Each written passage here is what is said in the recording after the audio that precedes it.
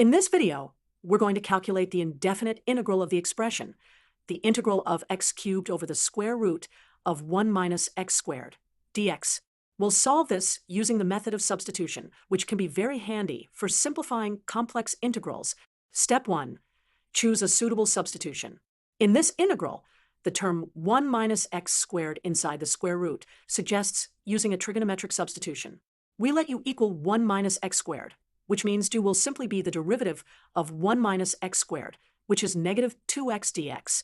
Step 2. Transform the integral using the substitution.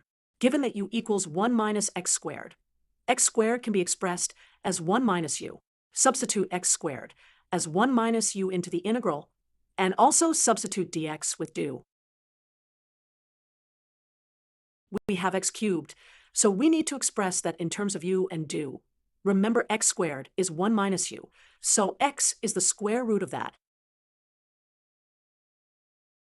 Substitute that back, we get. Now let's substitute x equals the square root of 1 minus u. Step 3. Solve the integral. The integral simplifies to 1 minus u, caret 3 halves times u caret dash 1 slash 2. Distribute your powers, and then apply antiderivative. Now the integrals can be solved with antidifferentiation. Find the integrals for u caret 1 half and u caret 3 halves. Applying the power rule, we have 2/3 u caret 3 halves minus 2/5 u caret 5 halves.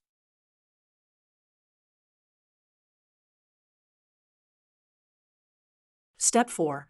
Enter back substitution. Remembering x equals the square root of 1 minus u, place this back to reach the initial expression in x. Substitute u back for x return. The final answer we get is 2/3 times 1 minus x squared raised to the power of 1.